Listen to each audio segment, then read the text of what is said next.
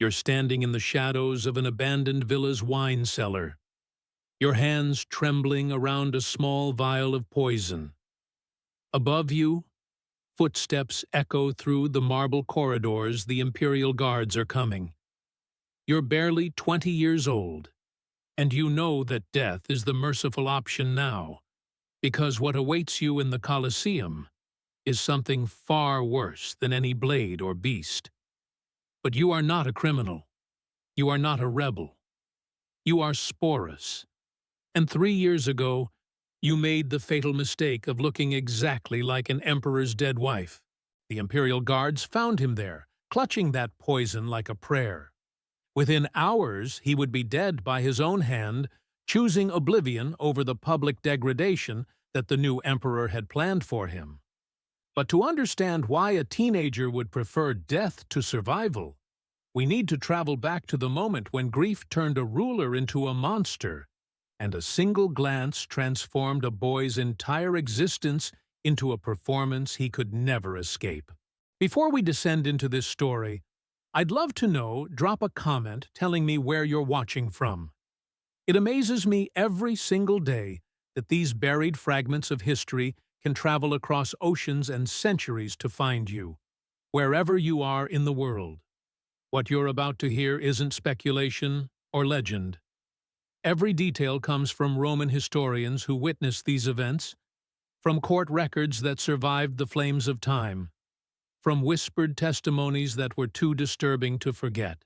This is the story of the most complete erasure of identity in human history, where the victim wasn't killed, but surgically rewritten, forced to inhabit the skin of someone who no longer existed. And it all began with a single, unforgivable act of violence. Rome, 65 AD. The ruler of the world had become a murderer not by battle or decree, but by a sudden, blinding fury he barely understood. Nero stood over the body of his pregnant wife, Poppaea Sabina, blood spreading across marble. Some accounts say one violent kick ended her life.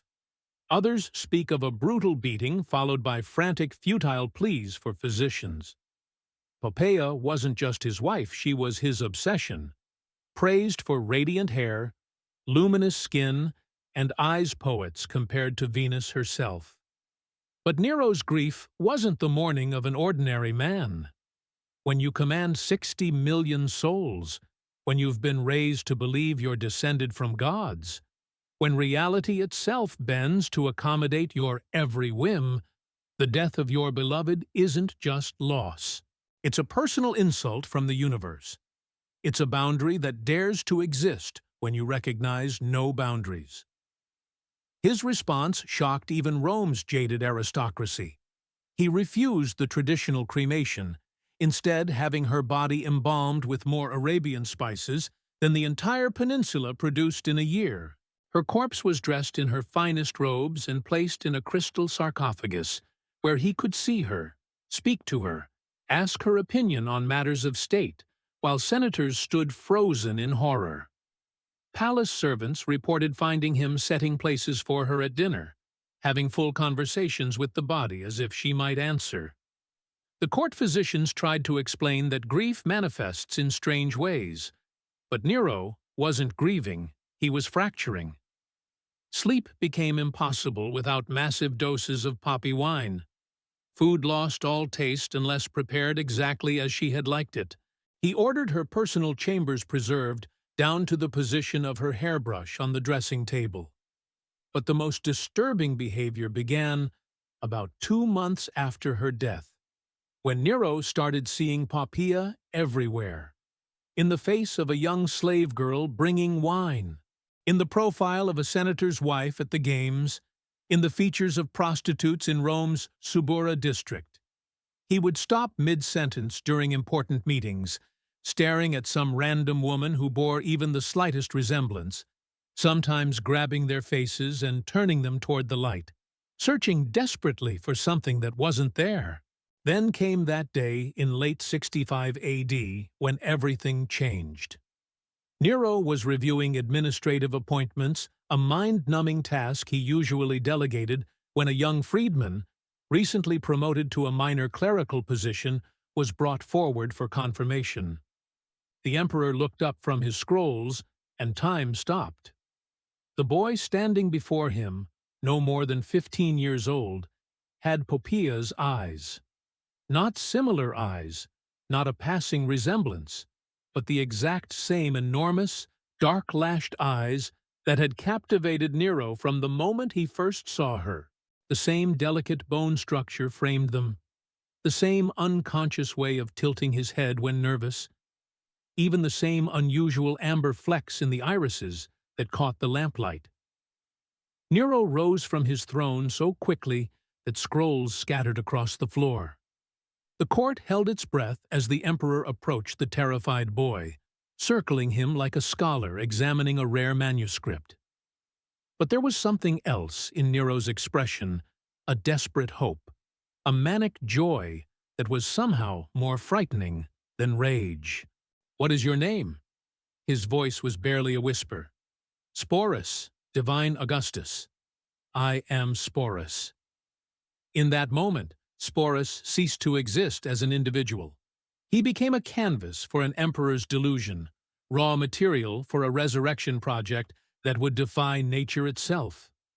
Nero's examination continued for what felt like eternity, touching the boy's face, turning it to catch different angles of light, running fingers through his hair.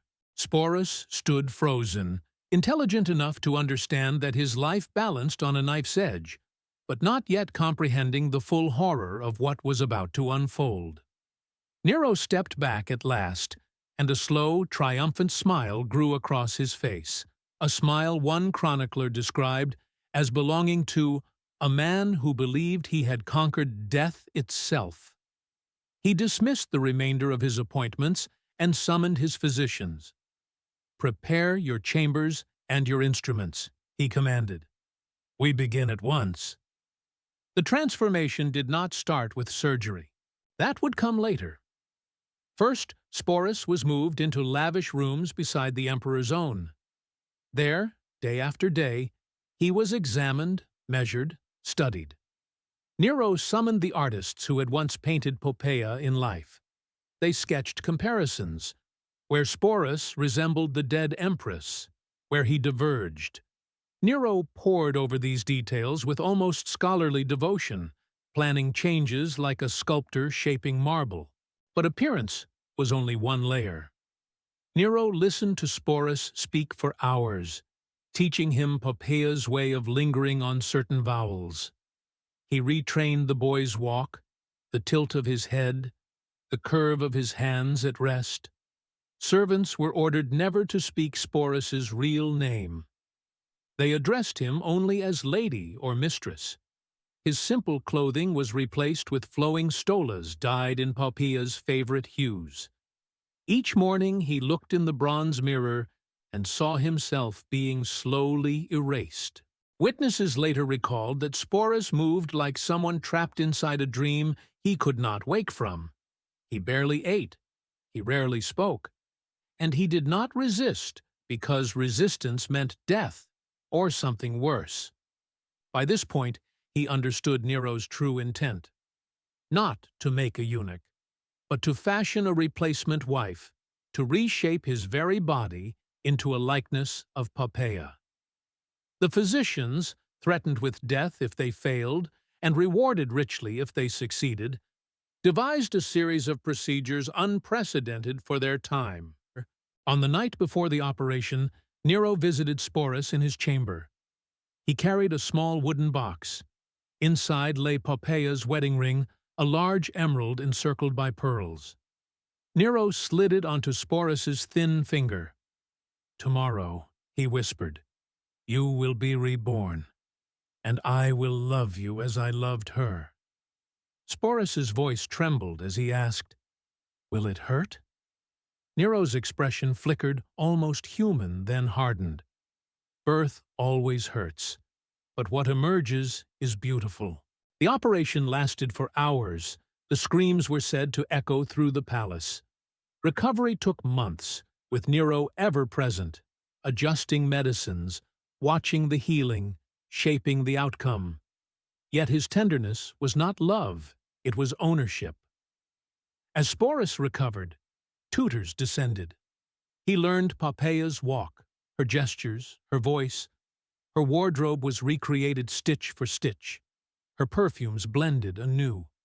Sporus even studied Poppaea's life, past conversations, favorite expressions, until memory itself became a script. When Nero finally presented Sporus to the court, dressed in Poppaea's purple gown, conversation fell silent. The likeness was haunting, and Nero, beaming, introduced him not as Sporus, but as Sabina. The empire played along, and Sporus disappeared inside the role he was never allowed to escape. The wedding announcement in early 67 AD shocked even those who thought they'd seen the depths of Nero's madness. It was proclaimed throughout Rome as if it were completely normal for the emperor to marry his surgically feminized teenage freedman. The ceremony would be a full-state occasion with all the traditional Roman rituals, treating this union as legitimate as any imperial marriage. Wedding planners consulted ancient traditions. Priests prepared the proper sacrifices. Invitations were sent to every senator, magistrate, and foreign dignitary in Rome. Declining was not an option. The wedding day itself was surreal. Sporus was dressed in the traditional saffron-colored veil of a Roman bride, his face painted with ceremonial cosmetics. The dowry, a massive fortune in gold and property, was formally transferred. Contracts were signed with the same legal language used for any marriage. Despite the biological impossibility of the union producing heirs, Nero played his role as groom with disturbing sincerity, performing the traditional rituals, speaking the ancient vows, even carrying Sporus over the threshold as custom prescribed. Throughout the lavish feast that followed peacocks stuffed with songbirds, wine from Caesar's own cellars, the Roman elite maintained their frozen smiles and offered congratulations. Gifts poured in. Senators gave speeches praising the beauty of the bride. Poets composed epithalamiums celebrating the marriage. But behind the facade, everyone understood they were witnessing something fundamentally wrong, a violation of Roman values, natural law, and human dignity. Yet they applauded and smiled and toasted the happy couple, because the alternative was death. Life as Nero's empress was an unending performance. Each morning, Sporus woke in Poppaea's chambers, surrounded by her gowns, perfumes, and jewels. Servants who once served Poppaea dressed him in her garments, arranged his hair, and applied cosmetics to sustain the illusion. In public, Nero constantly paraded him seated in the empress's box, carried in her litter, honored as Augusta, while crowds stared at a boy turned ghost. Yet the deepest horror surfaced in private, where Nero demanded not just a woman's responses, but Poppaea's exact tenderness, memories, and gestures. Any break in the illusion risked fury, or worse, cold disappointment. Palace servants whispered about seeing Sporus alone in the gardens at dawn, standing completely still, as if he'd forgotten how to exist when not performing. There was one recorded escape attempt, which ended with the accomplices who tried to help him crucified in the palace courtyard, where Sporus could see them from his window, a reminder that even death wouldn't free him from Nero's obsession. Yet, perhaps, the cruelest aspect was the moments of genuine kindness from Nero. The emperor, in his madness, seemed to truly believe he had resurrected his beloved. He would shower Sporus with gifts, spend hours in seemingly tender conversation, protect him from any slight or insult. To outside observers, it might have looked like love. But how can there be love when one person has been surgically and psychologically restructured to fit another's delusion? Over time, Sporus developed what we might now recognize as a severe dissociative disorder. He began referring to himself as Poppaea even when not in Nero's presence. Servants reported finding him having conversations with mirrors, speaking in two voices his own and the feminine persona he'd been forced to adopt. The boundaries between Sporus and the role he played became increasingly blurred, perhaps as the only way his mind could cope with the daily trauma of his existence. Then came the spring of 68 AD, when Nero's world collapsed. Rebellions erupted across the empire. The Senate declared him an enemy of the state. The Praetorian Guard abandoned him. As Nero fled Rome with only a handful of loyal servants, Sporus was among them. Even facing death, the emperor couldn't leave behind his artificial Poppaea. Those final days in a villa outside Rome were a descent into pure madness, with Nero alternating between grandiose plans for escape and theatrical preparations for suicide. Through it all, Sporus remained by his side, still playing the role of devoted wife even as the empire crumbled around them. When news came that capture was imminent, Nero finally chose death. But even in his last moments, the performance continued. He asked Sporus to begin the ritual lamentations for his death, to mourn him as Poppaea would have mourned. As Nero pressed the dagger to his throat with trembling hands, Sporus helped guide it, perhaps the only genuinely merciful act in their entire twisted relationship. With Nero dead, Sporus's nightmare should have ended. Instead, it entered a new phase. He was now a living symbol of Nero's excesses, a valuable prize for whoever claimed power next. First came Galba, the elderly general who briefly claimed the throne. He treated Sporus with cold courtesy, keeping him in the palace but largely ignoring him. For a few months, Sporus lived in a strange twilight existence, still dressed as a woman, still called Sabina, but without the intense focus of Nero's obsession. But Galba's reign lasted only 7 months before he was murdered in the Forum. His successor, Otho, had known Poppaea personally. In fact, she had been his wife before Nero stole her. Otho's interest in Sporus was therefore particularly disturbing. Historical sources suggest Otho treated Sporus as a legitimate widow, even promising to marry him, though his reign was too brief for this plan to materialize. When Otho committed suicide after losing the Battle of Bedriacum, Sporus passed to the victor, Vitellius. And it was under Vitellius that Sporus's story reached its final, brutal chapter. Vitellius was a different kind of emperor, crude, gluttonous, caring nothing for refined cruelties. To him, Sporus was neither a person nor a valuable object, but a potential source of entertainment for the mob. Vitellius announced that Sporus would perform in a public spectacle in the Colosseum, not as a spectator in the imperial box, but as a participant in the games. The plan was hideously creative. Sporus would be forced to reenact the myth of Proserpina, the maiden abducted by Pluto to the underworld. In this fatal performance, he would be abducted by gladiators dressed as demons and subjected to public rape before being killed. When Sporus learned of this plan, he finally found the strength that had eluded him for years. Rather than submit to this final degradation, he chose death on his own terms. The exact method is debated. Some sources say poison. Others suggest he opened his veins in the traditional Roman manner, but all agree that he died by his own hand, finally escaping the role he'd been forced to play. He was approximately 20 years old. The tragedy of Sporus raises profound questions that echo across 2 millennia. Here was a person systematically destroyed and rebuilt to serve another's delusion. Every aspect of his existence, physical, psychological, social, was violated and reshaped.